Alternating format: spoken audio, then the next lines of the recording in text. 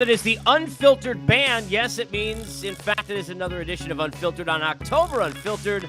We are live on a Sunday, noon Eastern time, or at whatever time you're listening, Apple, Spotify, everywhere you get your podcasts, or across social media, live at noon Eastern daily through the conclusion of the World Series in the 2022 season on my YouTube, which you can find in my bio at Casey Stern, where, of course, is the best way to jump on board the Unfiltered Revolution. Get your merch at Believe, BLEAV Network, and much, much more. You can get Believe's YouTube as well, where we are live, and you can chat three ways as we recap games 1 and 2 of the World Series and look ahead.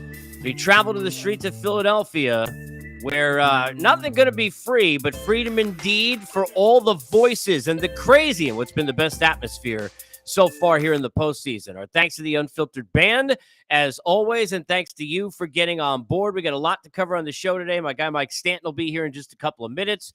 We'll chat a bunch about what happened in Game 2 and transpired there. We'll look ahead to Game 3. We're a surprise to some, but yes, because of the throw on the throw day, if you will, from Ranger Suarez, he'll get Game 4. It'll be Thorne or Syndergaard in Game 3 as the series returns to Philadelphia. Lance McCullers, who had the celebration situation, so he had Game 4 in the Yankees series back in that Game 3 spot. He'll get the start for Dusty Baker and the Astros, who got quite a start from Framber Valdez yesterday. But before we get started, follow all of that 3 times fast. We tell you, we as always are presented by our good friends at BetOnline. Basketball's back. BetOnline remains your number one source. All your sports betting needs this season. Latest odds, team matchup info, player news, game trends over at BetOnline is your continued source for all your sports wagering information.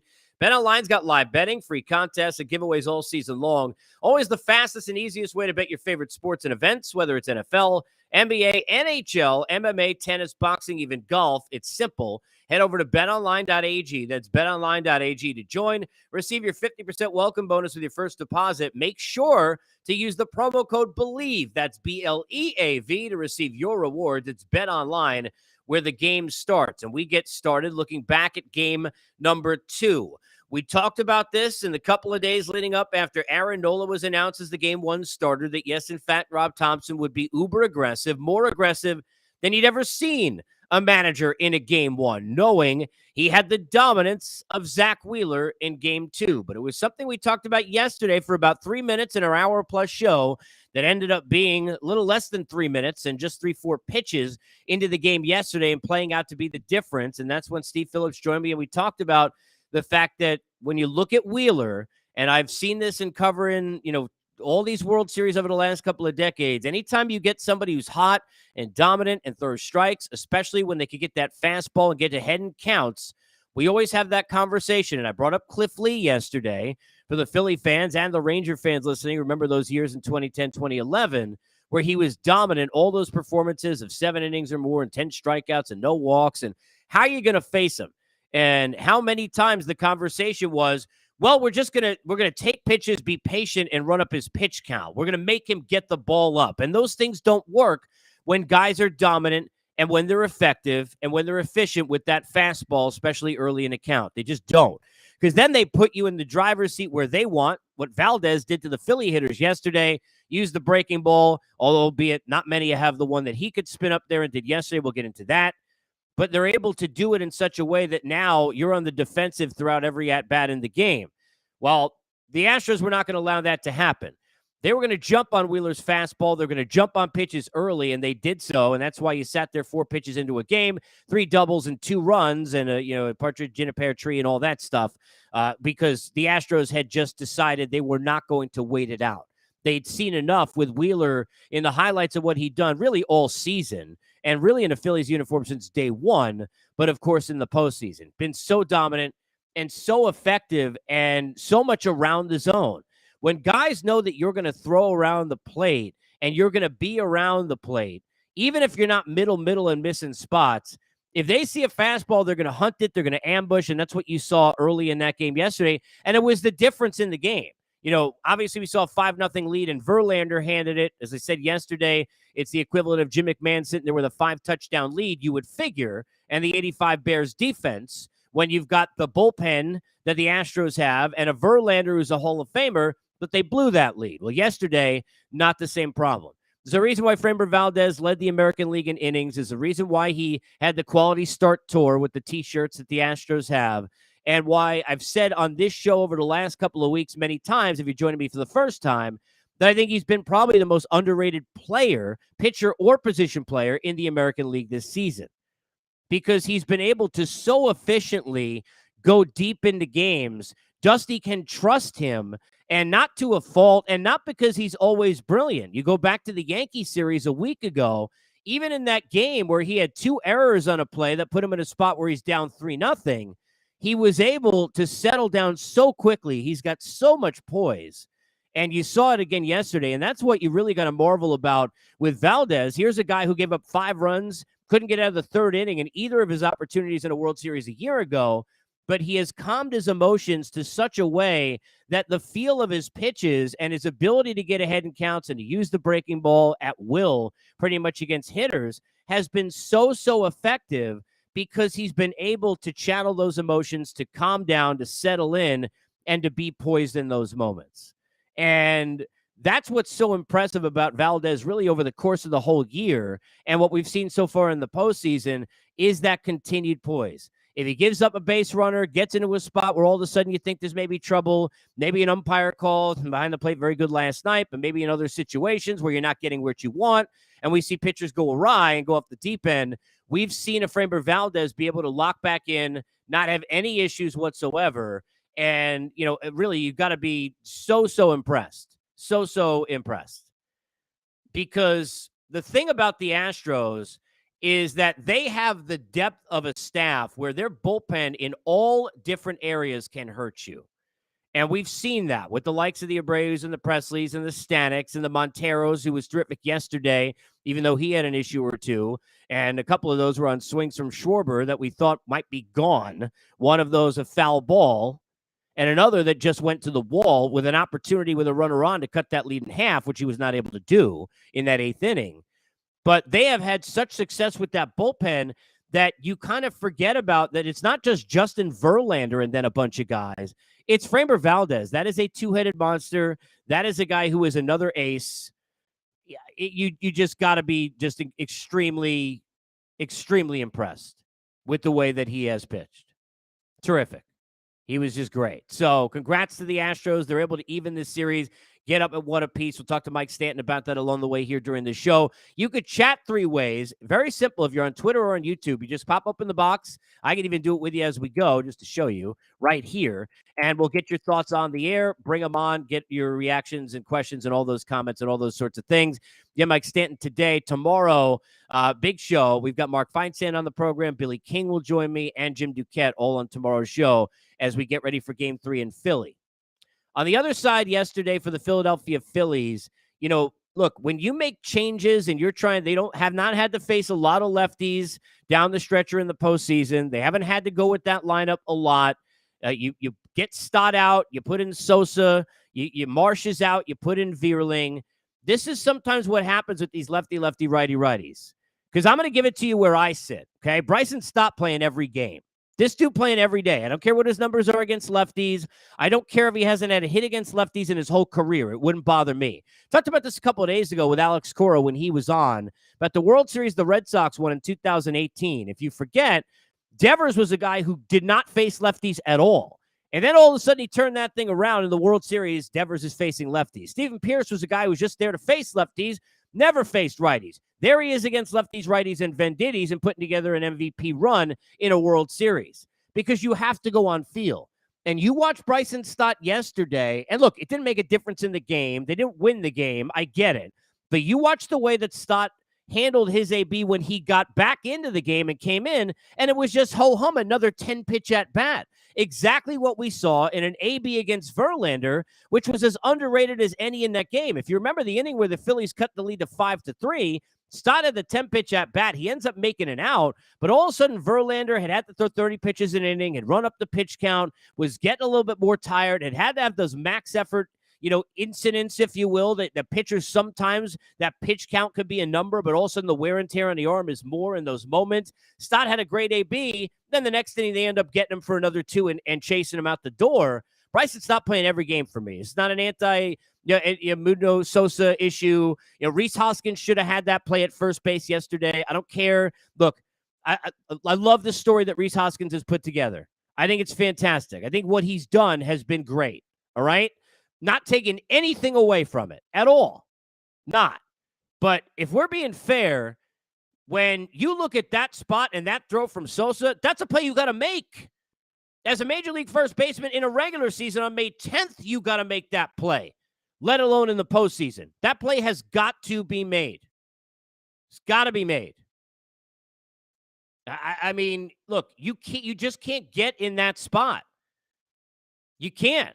And Hoskins, that's why they've been killing him. I mean, look, even with the at-bats having issues and strikeouts, they understand the feast or famine nature of the way he hits, but it's the fielding that's been the biggest problem, and the inability because of Bryce and the situation with his health and not being back out there yet to not have the DH to work with, because Rhys Hoskins is a DH. Yeah, DH, you don't care. But you need a first baseman to save you in the infield, not put you in a spot. And I'm sorry, that is not on Sosa. That throw is way good enough to not have an issue with Rhys Hoskins not making that play. You got to make that play. You cannot give additional opportunities to a team like the Houston Astros. We saw it with Garrett Cole. Bader has the issue in the outfield with Judge. Boom, McCormick next at bat, a 2-run home run. You cannot give extra opportunities. You just can't. Happened with Severino, sets up the Bregman at bat. You can go forever, and obviously they've been doing this for years. You can't have that happen. And the Phillies in that spot where the margin of error was so small, trying to keep the gap where it was, had problems of their own. No problem here getting analysis on game 1 and 2. We look ahead to game 3. Our buddy Mike Stanton kind enough to join me for a few, and I appreciate that. Mike, thanks for doing this, especially on a Sunday, buddy. How are you? Hey, no problem, Casey. I'm doing well, man. Let me start here with this. When you look at Framber Valdez and you've watched his ascension, can you take us through how impressive it is, how much he's become poised now in handling his emotions comparatively, Mike, to what used to happen to him? And I know everybody points out the 2 World Series games, and this happens to a lot of young pitchers, right? New in the league when they're first getting opportunities. But you used to physically, even from a TV, you could see at home for the Astros fans that the emotions were not where you want. How difficult is it what he's been able to kind of change up with that and how poised he is now? Well, it's truly remarkable, just simply because if it wasn't for that maturation process in controlling his emotions, he would never be anywhere close to what he is today. I've said pretty much since day one, but definitely over the last couple of years, this dude's got the best stuff on this pitching staff. When you look at the whole picture, the movement, the velocity, I mean, he's added a couple pitches to his arsenal, but he's basically a 2-pitch pitcher, and it's a unique duo because it's a sinking fastball, curveball, but both are elite pitches. But he's also very, very emotional, and that was something that he really struggled with early in his career. He's a new father. He's gotten married. He's a new father. I mean, those are all things that kind of push your maturity forward. And you still see him get emotional on the mound. I like the fact that there's occasions that you'll even see him smile. He did it last night on a pitch that was really close late in the game.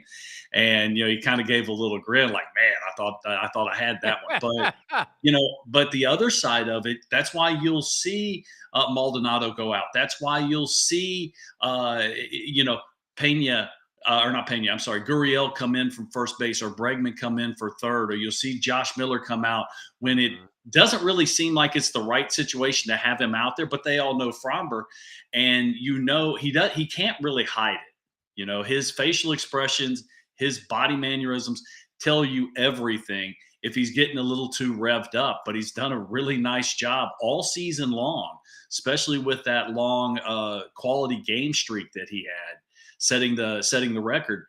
It just shows how far he has come, and the stuff has always been off the chart elite.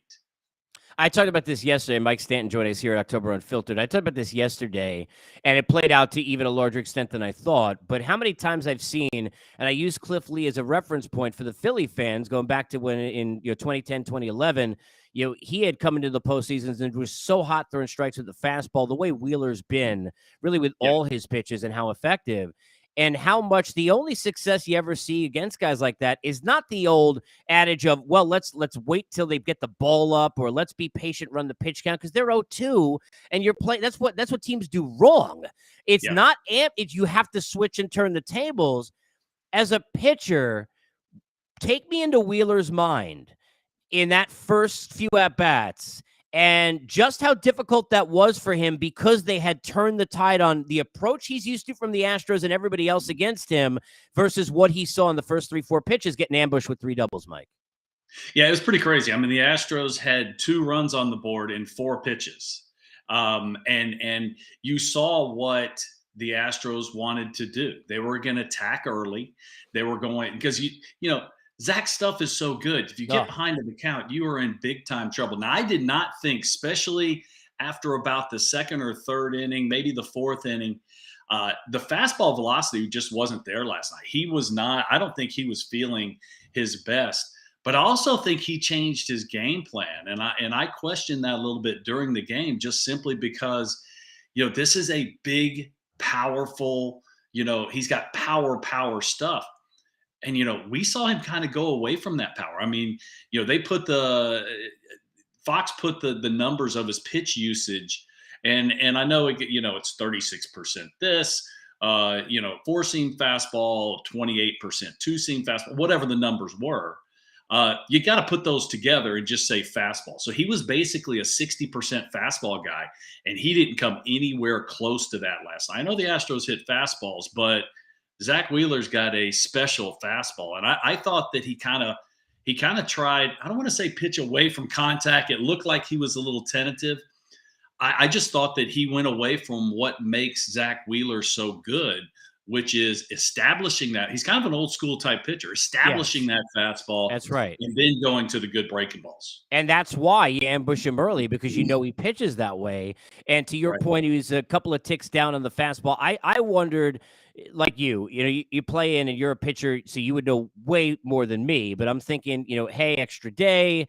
Okay, does that have something to do with the other thing I'm thinking is, you know, after game 1, the way the bullpen was used, he knows and probably has been told, hey, look, we're riding you today. I got to go 7. Yeah. Was he trying to pace himself a little bit with the fastball? Is that something that gets in a pitcher's head at all, Mike, when they know the bullpen's been used the way it was in game 1? And I'm sure Rob Thompson said to him in some way, even if it wasn't verbally, but just, hey, you understand, you got to go deep into this game. Is that something that can mess with a guy a little bit and make him maybe pace more than he should?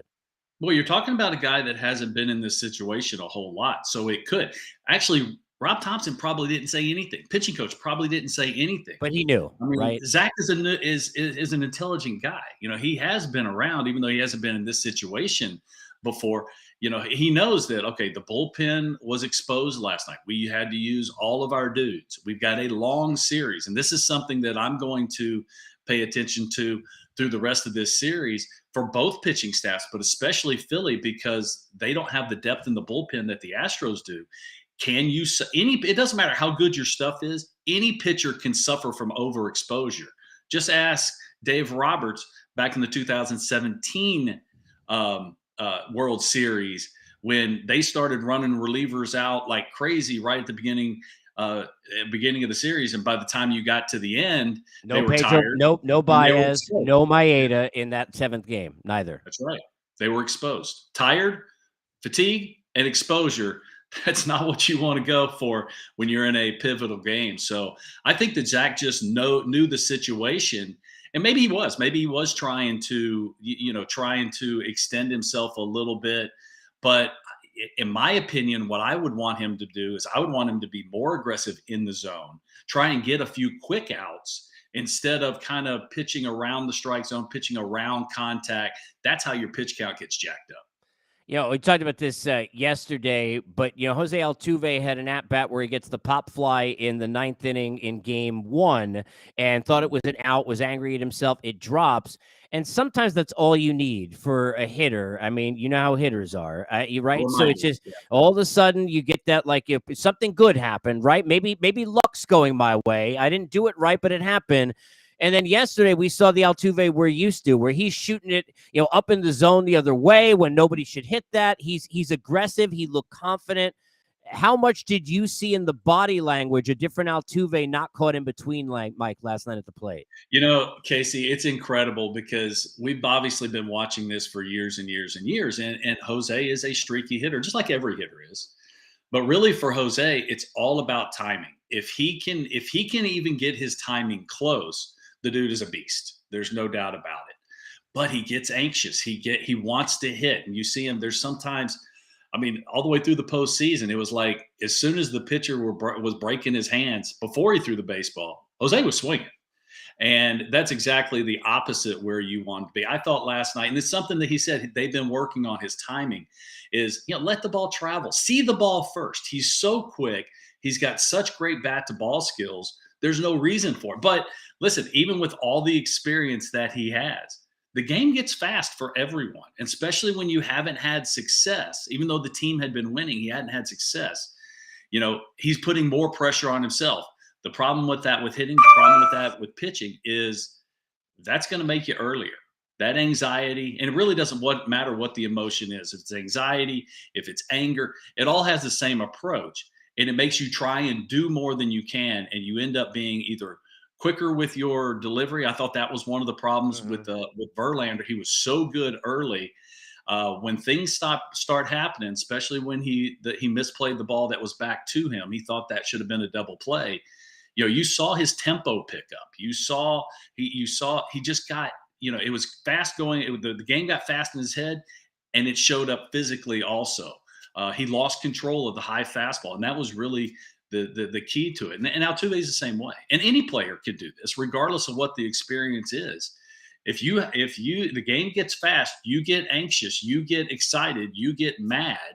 A lot of times that shows up in your delivery, in your swing, in your approach. That's not a good thing.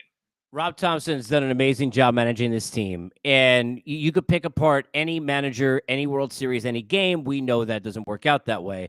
I'm just curious your thought on this. And, look, it's easier in hindsight now because, Vierling in center field gets caught flat-footed on a ball where Alvarez gets the third, and that shouldn't have happened. But Vierling hasn't been playing center field, right? Marsh has been playing there. And Mundo Sosa makes a throw that, I'm sorry, I said about this before he came in. I like Rhys Hoskins. A person, he's impossible not to like. He got to make that play. I mean, that is not a tough pick at first base. That might as well be considered a ball in the air. That's an easy play. That's an easy play, Mike. That's a play that has to be made. And here's the thing: I didn't hear Smoltz talk about this. The new style of fielding now is to sweep the glove forward instead of trying to pick it. You sweep the glove forward, and that's what Rhys tried to do. He just hit the ground. He just hit the ground, and he couldn't continue towards shortstop with his glove. And that's how first basemen are taught now to pick balls at first. But even Correa used to do it also, especially on the forehand. He would charge the ball and really sweep the glove forward towards the batter to reduce the angle of the bounce. And it's a very effective way. But if you hit the ground, you're not going to be able to sweep. Yeah, and look, and again, that's not on Sosa. I'm not blaming him on that play. I mean, clearly we know that should. It wasn't a great throw. No, it was not. Brutal throw either. It was right. It's a play where your first baseman, the job most of the time to pick up your infielders. That's got to happen. Right. But the point is, and I wanted to ask you about this because I felt this way when I saw the lineup, and then it definitely played out this way. Bryson Stott plays every day for me. I don't look. I've watched this guy develop. He's an impressive kid. He had that 10-pitch at bat against Verlander in Game 1 in the inning where they cut it 5-3. Now he made out, but he just continued to extend Verlander and work him in such a way. Yesterday he comes in off the bench, 10-pitch at bat again. Are you sitting there thinking, hey, look, if Valdez gets again in this series?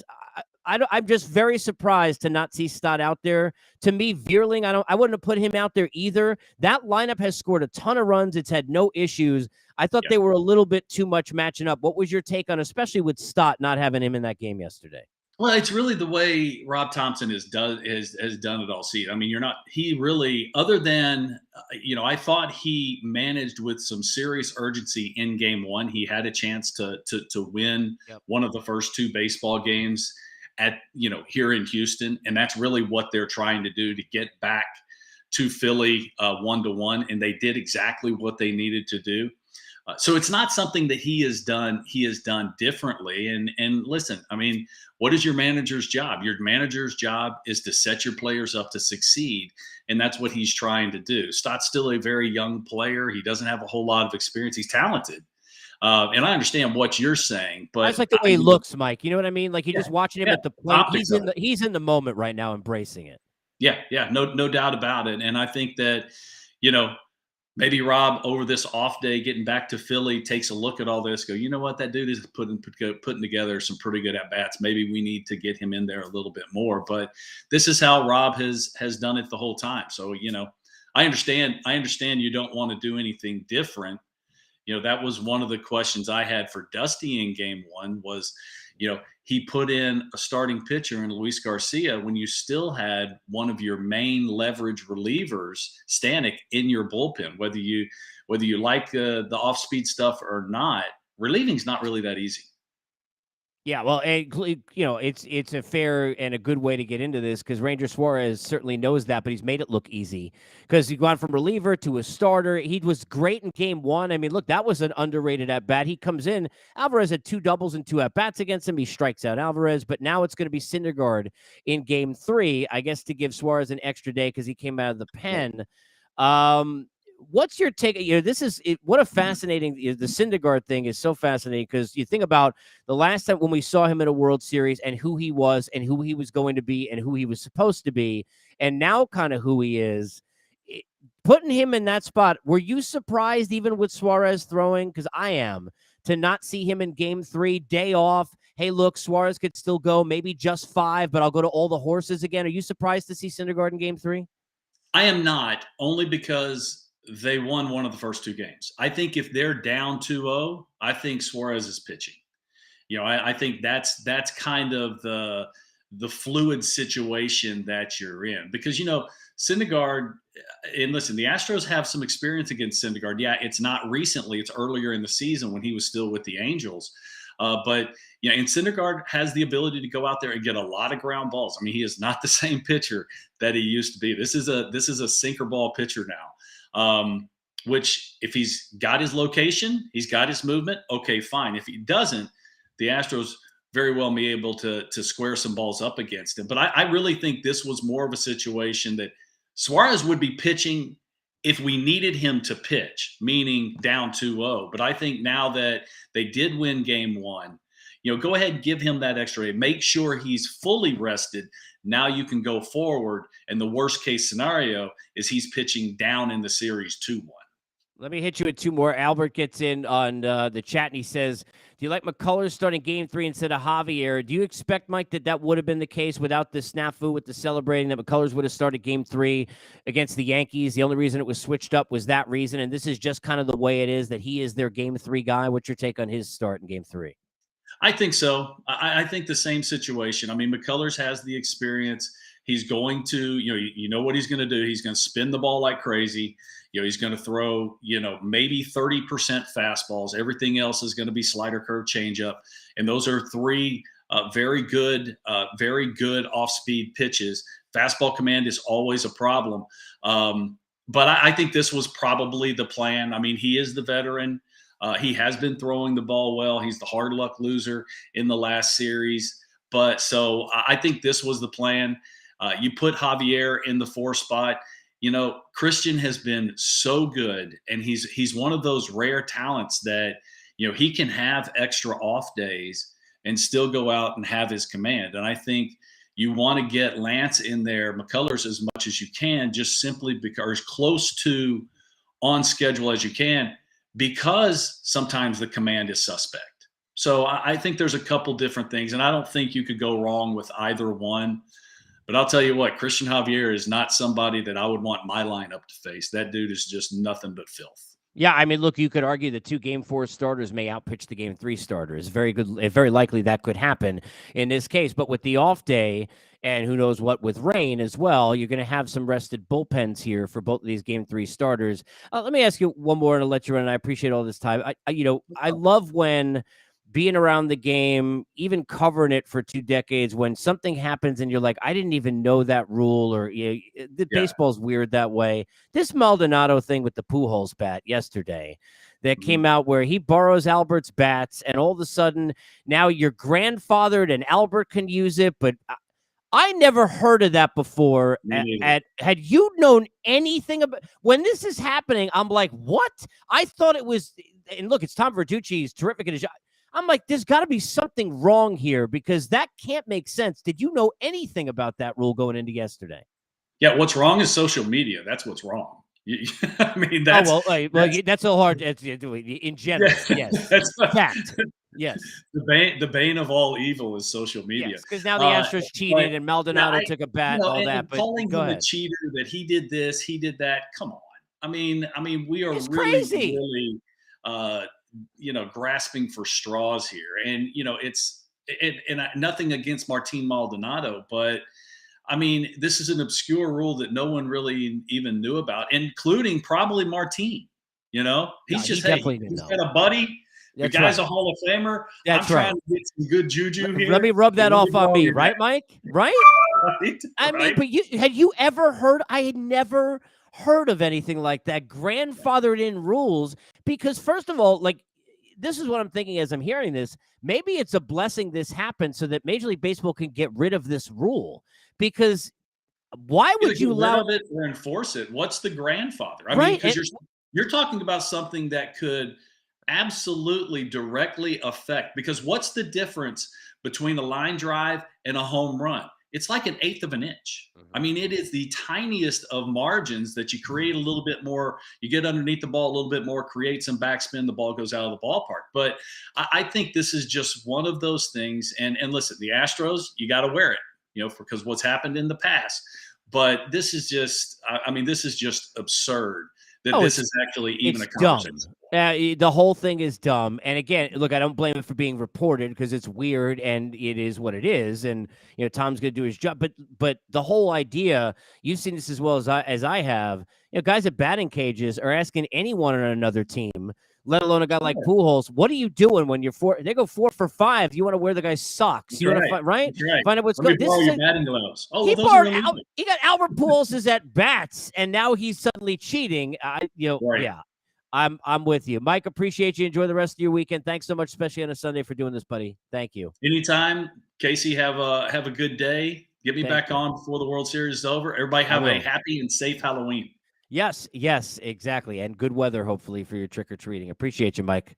Thank you. There he is, Mike Stanton, joining me here on October Unfiltered. You can get in on the chat. We'll chat with you the rest of the way here 3 ways. This whole thing with Maldonado, I want to get into this. Yes, because I last night after the game did a radio hit in Philly, and it was on Jody's show. And I'm not blaming him, but he's sitting there asking about it because he's on the air during the game, and fans are apparently calling him about like the Astros cheated, and they're doing what they always do.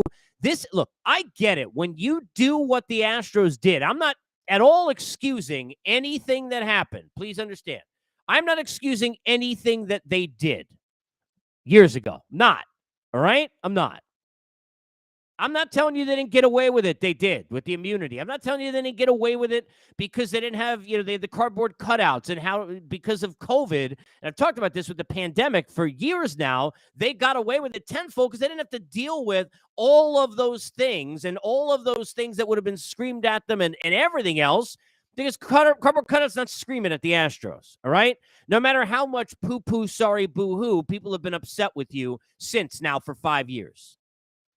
I get all that. I'm not taking any of that away. I'm not telling you that it's not warranted for what they did then. And when I say they, I don't mean Verlander and the guys who pitched on the team.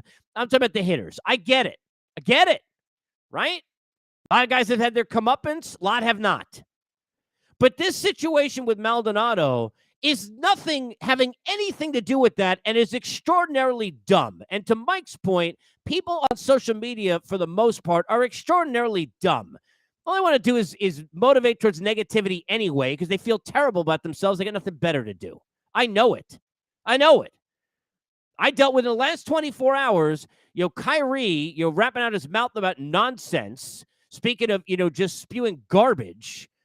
making one comment in it about a tweet, and I could literally roll up here and send it in a chat for you, like I'm sitting there and we're set back, I don't know how many decades in this country, how many anti-Semitic comments I've gotten in 24 hours. No joke. They're right out there for day. Go look at my timeline. And I'm telling you, like, people on Twitter crazy anyway about anything. So I get that. But I want people to understand, sometimes you got to get to common sense. Think about common sense here with this, all right? Common sense. It's Albert freaking Pujols, right? So Maldonado's a friend, and Albert Pujols is Albert Pujols. Hey, you should try these at bats.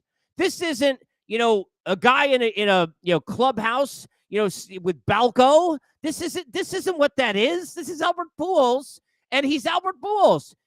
You want to try his bats, his socks, his breathing regimen, his yoga exercises, whatever you can do, he's Albert freaking Pujols, people. Are you kidding me? Come on, man. Maldonado didn't know this rule. No one knew this rule. I'm covering the game 20 years. I'm telling you, when I heard this, I was like, am I dumb? Because I never heard about this. First of all, it's stupid.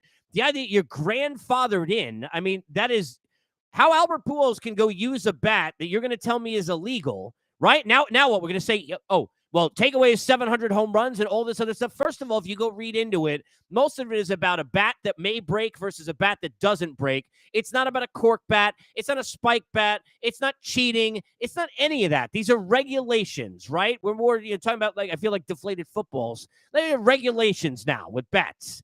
But the idea that Albert Pujols can go ahead and use this bat and it's not cheating, but if I lend it to Martin Maldonado or anybody, Nolan Arenado, no matter who it is, well, that guy's not grandfathered in because he hasn't played since before 2010, which is the rule. I mean, what is that? I mean, are you kidding me? I said last night, it's like, a lot of times a number will get retired, like in a league, and if you already were wearing the number, then you're grandfathered in, and you will wear the number until you retire with that team. But if you switch teams, you can't wear it again. And when you're done with that team, they will then have that number retired. But you can wear it because they say, okay, you're grandfathered in. Like, this is the stupidest thing. Albert Pujols can use the bat, then anybody should be able to use the bat. But he didn't know what the hell he was doing. This isn't cheating. Shut the hell up. Seriously. People, grow up. You want to beat the Astros? Beat the Astros. Go beat them in 4 games out of 7. You want to get pissed off that they didn't get the shellacking you think that they deserved based on the cheating that they did? I get that too, all right? I'm with you. I get it. And the immunity that they took for it, I get it. For the fact that it was worn by Cora and Beltran, but not the players, I get it. Or Hinch, but not the players, I get it. But this whole thing has nothing to do with that at all. I mean, please. Now it's Framber with the substances, and Maldonado's doing this. I mean, come on, man. Let it go. Now, you don't want to let it go if you played against them in 2017 and you're looking at that season and you're saying, hey, 2017 just didn't go the right way. That's fine. You don't want to let it go. You lost to or root for a team that lost to that team in 2017. I get it. But not with 2022. It got nothing to do with 2022. Enough. Thanks to Mike Stanton for hopping on board. Never enough. You could jump in on the chat along the way. Again, guest-wise, tomorrow, Billy King, Mark Feinsand, Jim Duquette will all be here as we'll get ready for Game 3. I want to talk about the Game 3 starters for a second. McCullers is a guy with a ton of experience. He's pitched Game 7s before. We know what he can do with that curveball. But, he's a guy who's a really smart pitcher and knows how to be effective even when that fastball is having that wild nature that Mike Stanton talked about. We saw that in the Yankee game that he pitched last week. If you would have told me, if you go back, watch the beginning of that game, you watch him first couple innings, you're thinking there's no way this dude is sitting there in the middle innings still in that game. And he found a way because he understands and works well with his catcher to get kind of, okay, what's the feel I'm getting on that slider, the changeup, the curveball, where the fastball not working, he's not pitching like a typical pitcher where he's going to get you ahead in the count and then drop it off the table like Valdez was doing yesterday with that curve. You're not going to do it that way. He might throw, we saw against the Yankees, he threw, 24 straight, 27, whatever it was, straight curveballs in a game against them, speaking of 2017, back in that ALCS, right? So he's been pitching this way his whole career. On the other side, Noah Syndergaard, a totally different pitcher than he used to be. This is not the Thor that would come out and dominate you. This is not the Thor that threw over the head of Alcides Escobar and said, come meet me 60 feet, 6 inches. This is not that guy. Whether you liked him or you hated him, if you're a Met fan or in New York or when he was playing against you when he's in New York, he had the brash and the motion and the balls and all this other kind of stuff. And it was like, okay, the Dark Knight, kind of a light night, but this guy, the real superhero. I mean, that's the way he pitched. That's not the same guy anymore after these injuries. And he's certainly been humbled, right? Now you wonder, because I am surprised. Obviously with Suarez in the game, it might have taken a little bit away from what he could do in a game 3, but with all the bullpen rested and the idea of keeping momentum, I'm going to tell you that, I stand on the other side of where Mike Stanton was. And, it's hard to say I disagree because I'm not there and I don't know necessarily the conversations with Caleb Coughlin, the pitching coach, and Suarez. Obviously I'm not in those, and neither are you. But I'll tell you at face value from the outside that I disagree with it. Here's why. When you look at Rob Thompson, the way he managed game 1, go back to the interview that he did in the middle innings when he's in the dugout. And they asked him, why is Alvarado sitting here in the 5th inning of this game? And what did he say? We just tied the game after being down 5-0, got all that momentum. I want to make sure we keep it right here. Get our hitters back out there. That's feel, people. That stuff gets your goosebumps going if you understand how you need to manage in a big spot in sports. That is what it's all about, all right? So he got to have that momentum, and he's going to keep it, and he's going to put Alvarez in the game, even though he's not normally supposed to be in the 5th inning, right? Well, now you're at 1-1 in a series where you just lost the game in game 2. Wheeler didn't pitch well. You went down early. You got punched in the face, and this time you couldn't punch back, right? You couldn't get off the mat and get it done. I'm not saying they gave up, but you lost, right? 5-1. And now you're sitting there on the flight. And at the second you get to Philadelphia and Citizens Bank Park in that building, your momentum has flipped back your way because you're 1-1 in a series. You stole one on the road or took one or won. You took the home field advantage back, however you want to play it mentally. And now you're back in that spot where we're ahead. Look at our crowd behind us. We're 5-0 in the postseason at home. Nobody could beat us here. This is bananas. You had reporters. I don't know if you saw this on social media. They have reporters in Philly talking about one guy, and this went viral. One guy in some report on maybe it was local Fox in Philly or somewhere, compared the atmosphere in Houston to being at like his in-laws' house for dinner or something like that. I mean, basically, you want to talk about talking trash about how garbage the place where they used to have the garbage cans was in terms of mentality, because in Philly, there ain't nothing like that right now. You got that at game 1 each, sitting there going home in game 3, and that's why I'm putting Ranger Suarez out there on the mound, because I know that he's calm, cool, collected. I know what I'm getting. I know who he's been. He just sat there in a game, look, no business, not a reliever anymore, being in, striking out Alvarez, who had sat there and had 2 doubles in the only 2 appearances against him. That's a big spot that he's in the middle of game 1. I feel he pitched a game 1 2 weeks ago against the Braves. I like all of that, right? Thor had to give me an inning, had to make a spot start and get me through 2+, almost 3, about a week and a half ago. Yeah, way different feel. Suarez all year been brilliant, ERA just over 3. He's terrific as a number 3 guy in your staff for sure. I'm going Suarez because I got a day off. I got rested bullpen arms now, so I can circle you back with Alvarado in the middle innings again like I did game 1, which was my recipe. And look, that's in a game where Nola gave up 5 runs. You figure Suarez, certainly based on the way he's pitched, not going to do that. He's not giving you feast or famine. He's a keep you in a game, going to sit there in the 6th inning, and you may be down 3-0, 3-1, but it's 3, not 5, and you're not going to get blitzed. I'm sitting there and I'm re-racking Alvarado. I'm re-racking everything I got with Eflin and Dominguez and Robertson. And I'm going 4 or 5 innings with those guys if I have to. Even if Suarez only gets me 4 2/3, I'm taking that crowd in a 1-1 spot in that series. And I'm doing exactly what he did in a 5-5 game in the middle innings of game 1. And that's why for me, Suarez will be starting game 3. So I'm surprised.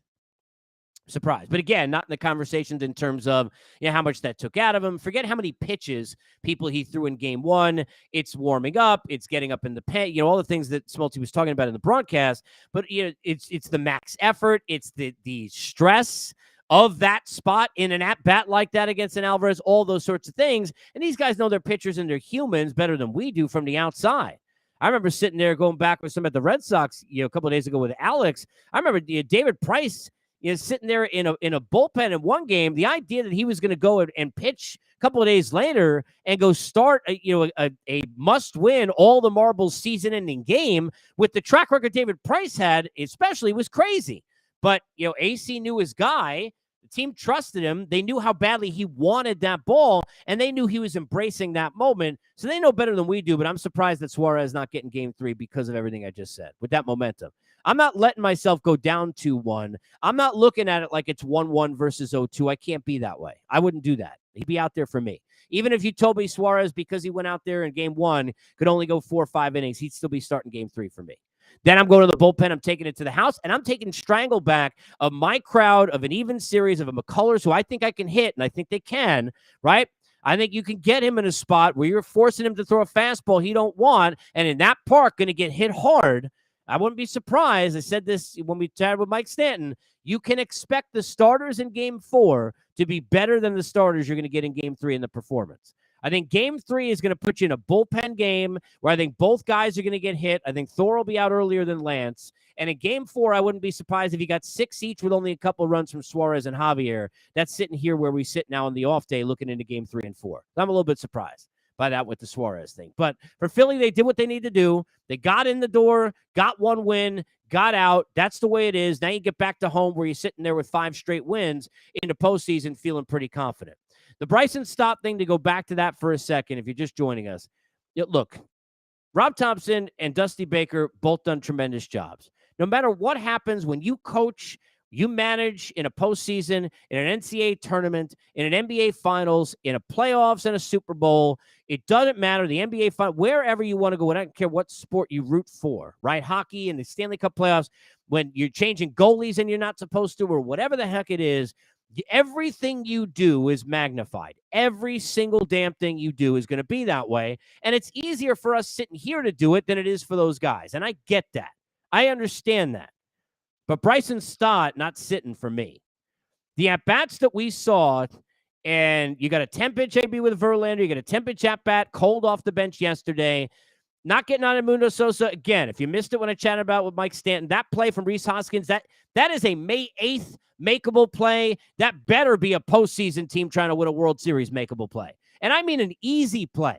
That is not a great throw. It wasn't up in the air, but you are putting pressure on your guys. If you go to the next inning, Sosa had to play in a ground ball where he threw it as high as you're going, and it wasn't too high. But, I mean, you could tell they're trying with Rhys Hoskins because he's so bad at picking the ball to literally, with his huge frame, sit there and what is he, 6'4", whatever he is, and throw up at that level, right? I mean, Anthony Rizzo, Freddie Freeman, Mark Teixeira back in the day, Keith Hernandez, Adrian Gonzalez, just naming a bunch of guys. You're not thinking Matt Olson. You're not thinking about any of that stuff. Those guys are picking that for you. John Olerud, they're picking that for you. Don Mattingly, you're not getting, I name every first baseman I've ever seen now, but you're not getting that. Rhys Hoskins, you got to sit there and make a perfect throw. Better be up here because he even got to lean down and you're worried. So I'm not telling you that's because of Sosa's throw. Please understand. And his ABs weren't terrible. It has nothing to do with that. And he's been okay since, and been productive and done some good things since he came over from St. Louis at the deadline. It's about the fact Bryson Stott looks like he's ready to be here. Bryson Stott looks like he's ready to play. Bryson Stott looks like he's getting better round to round in a postseason. I don't care what the numbers show. If you're watching these ABs, he in those ABs. He's in the moment. He's embracing it. That dude playing every day for me. And when Valdez turns around, because if Philly going to win this series, they better see him again. It better be long enough. And they go ahead and see Valdez again, Stott getting a start for me. And I wouldn't have had Veerling in the outfield either. Look, this isn't a guy who, has had a huge track record of success. Wasn't really that good offensively this year, even though he was better late. Hasn't played much. And when you're not in these moments and you're not feeling these moments and you get a start, you're nervous. And it could be the smallest thing, but that's what happened to Veerling when he got caught flat-footed and Alvarez is getting third base on a place where you never should be able to tag up. Unless you're sitting there and you're Terrence Gore. You're not you want to tell me Acuna's tagging up there, right? You want to tell me somebody Speedy's doing it there? That's one thing. Yeah, Alvarez can run, but there's no way he's tagging up on that spot if Veerling's not caught flat-footed. You know why he's caught flat-footed? Not making excuses for him, but this dude is sitting there with wide eyes, a young kid. Holy crap, I'm starting a World Series game. Well, Marsh seems like nothing affects him. He's been playing every day. He in the game for me. I don't care if it's lefties, righties, Venditti. I don't care. I have Marsh and Stott. This offense, when you got an offense that has performed as highly as they have and at such a high level in production and all of that, no, not happening for me. And it's not like these guys are, Veerling and Sosa not, going ahead winning Gold Gloves tomorrow. So it's not like you're sitting there and you're putting in, some dominant fielder that's like, oh, well, I can't wait till we rush that guy in the game. You've already had to get defense like Castellanos with the diving catch in the ninth inning of game one, and a guys you don't think you're going to get it. Bohm, who's made a couple of nice plays in this series, one diving grab yesterday, and certainly the play where he had to come in on it, made the nice throw in one hop, which Hoskins did get in this case in game one. You don't have dynamic defense, but I want Stott in the game, and I'm sitting there and I'm going with the outfield that I had because at least I got a guy in center who's been playing it every day. I'm not, you want to rush Vierling in there for Schwarber in some of those spots, that's fine. I mean, you can make a case that Schwarber and Castellanos kind of been similar in terms of the outfield, despite what Nick's done with now two really nice catches over the last couple weeks in the postseason. But I'm not seeing either of those guys if it's me, if it turns around again in the series. I want Stott out there. But you're going to get Thor. You're going to get Lance McCullers. You're going to get game 3, and we're 1-1. Now, I said before the series, gut said Phillies in 6. My brain said Astros in 6. I still think 6 is the number. I don't know whether or not the brain's going to beat the gut, whether it's going to be, dad bod or dad brain. But either way, I think 6 is going to be the number. That game 3 is crucial. When you're in a 1-1 series, go look at the numbers. I mean, especially Philly with what they've done at home. If the Astros can go in and pick it, and it's why, again, for me, and I'm not in the conversation, so if Suarez not available for some reason, you're clearly off the board, right? But if it's, hey, look, he threw the other day and probably can't go as deep, not enough for me. I'm going 4 2/3 with him, taking my pen and all the arms I want to get that 2-1 lead and get that first one at home to continue that crowd right where it's been. I'm not letting Thor give up a 3-run home run to Alex Bregman in the first inning, and all of a sudden, now the Astros had a 5-0 lead that they blew in game 1, then beat me 5-1, and now they're up again. Now all of a sudden it looks like outside of Verlander blowing it and us coming back, they kind of been outplaying us and beating us up now for 3 games. I don't want any of that story if it's me. If it's me, and it will be, I'll be back here tomorrow at noon Eastern time. You could join me live. We've got Jim Duquette coming on the show tomorrow. Billy King will be here. Huge Phillies fan, and of course, a longtime president of the Sixers, and a guy who knows a thing or two about winning. We'll talk to him about what he's seeing. He's had a lot of fun. I've been following on Twitter, and I texted him the other day. I was like, I got to grab you on. So we'll have some fun with him. Also, Mark Feinsand will be here. He's covering the series for MLB.com and MLB Network. Gary Sheffield, I'll reunite with him back in on Tuesday and talk about all sorts of things, including the run that Bryce Harper has had. Although a couple of spots yesterday where you had a chance to make some noise and do some damage, made some outs instead. So the Astros in those margins with Harper, so far so good. They look close with Schwarber. One barely foul, then the other one looked like the roof was open again, if you will, in Houston for Kyle Tucker to reach up and make the catch. We're 1-1 heading into game 3. Stay with me at Casey Stern on Twitter. My thanks to Mike Stanton for joining us. Everybody who puts it together, and as always, mostly 2 places. 1, all of you for the support of the Unfiltered Revolution and October Unfiltered. And speaking of support, for the folks who help make it possible, as we, as always, on Unfiltered and October Unfiltered are presented by BetOnline.